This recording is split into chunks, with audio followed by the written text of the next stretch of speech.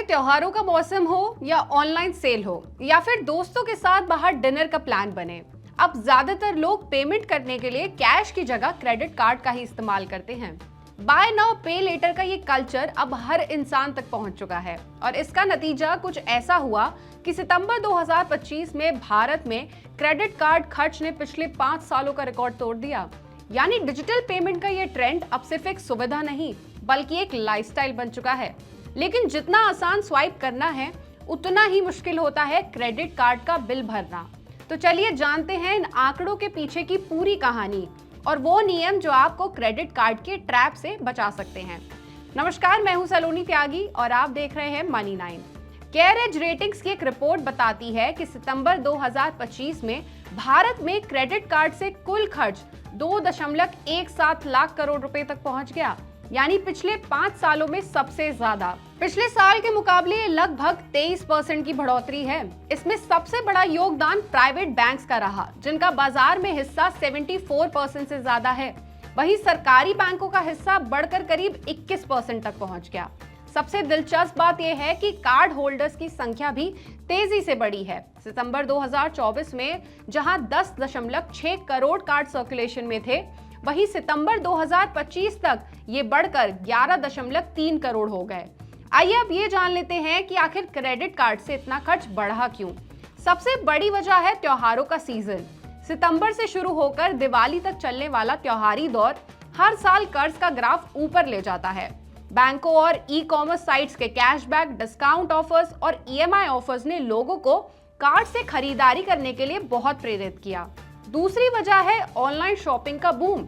Internet और mobile banking के चलते लोग अब डिजिटल भुगतान को ज्यादा सेफ और कन्वीनियंट मानने लगे हैं। यंग जनरेशन की सोच भी एक बड़ी वजह है। युवाओं के लिए कार्ड अब कर्ज नहीं बल्कि कन्वीनियंस का सिंबल है। और चौथी सबसे बड़ी वजह है बैंकों की मार्केटिंग स्ट्रैटेजी।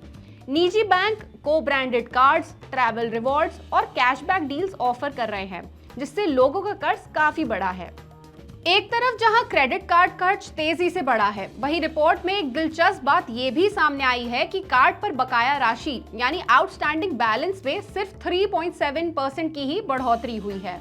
यानी लोग पहले से ज्यादा खर्च तो कर रहे हैं और ज्यादातर ग्राहक अब अपने बिल समय पर चुका रहे हैं, जिससे उनके ऊपर कर्ज का बोझ नहीं बढ़ रहा। लेकिन असली परीक्षा, असली टेस्ट तब होता है जब बिल भरने की तारीख आती है। अगर भुगतान में जरा सी भी देरी हो जाए तो क्रेडिट कार्ड पर ब्याज दरें 35% से 45% तक पहुंच सकती हैं, जो किसी भी आम लोन से कहीं ज्यादा है। इसी तरह अगर आप हर महीने अपनी क्रेडिट लिमिट का 80 से 90% तक इस्तेमाल करते हैं तो आपका क्रेडिट स्कोर गिर सकता है और आगे चलकर आपको लोन या नया कार्ड लेने में भी मुश्किल आ सकती है। क्रेडिट कार्ड आपके खर्चों को आसान जरूर बनाता है, लेकिन अगर इसको सही तरीके से इस्तेमाल ना किया जाए तो यही सुविधा आपको कर्ज के जाल में फंसा सकती है। इसलिए कुछ बातें हैं जिनका आपको ध्यान जरूर रखना चाहिए। सबसे पहले अपना बिल समय पर चुकाएं। एक दिन की देरी भी ब्याज और पेनल्टी बढ़ा सकती है।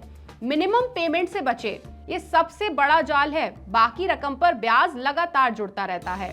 क्रेडिट लिमिट का 30 से 40% ही इस्तेमाल करें, इससे आपका क्रेडिट स्कोर बेहतर रहता है। ऑफर्स को ध्यान से पढ़ें। हर ऑफर के पीछे टर्म्स एंड कंडीशंस होती हैं, उन्हें सही से जानें। रिवॉर्ड पॉइंट्स का खूब फायदा उठाएं, इन्हें अनदेखा ना करें, यही आपके कार्ड का असली रिटर्न है। इसके अलावा कम कार्ड्स रखें। बहुत सारे कार्ड संभालना बहुत मुश्किल और रिस्की होता है। ईएमआई का सहारा सिर्फ जरूरत में ही लें। हर खरीदारी को ईएमआई बनाना अच्छी आदत नहीं है। साथ ही हर महीने के कर्ज का एक ट्रैक रखें। बैंक के ऐप या एसएमएस अलर्ट में देखते रहें कि कहीं आपका खर्च बढ़ तो नहीं रहा। आज के लिए बस इतना ही। ऐसी ही और पर्सनल फाइनेंस की खबरों और अपडेट्स के लिए जुड़े रहिए हमारे साथ सिर्फ मनी 9 पर।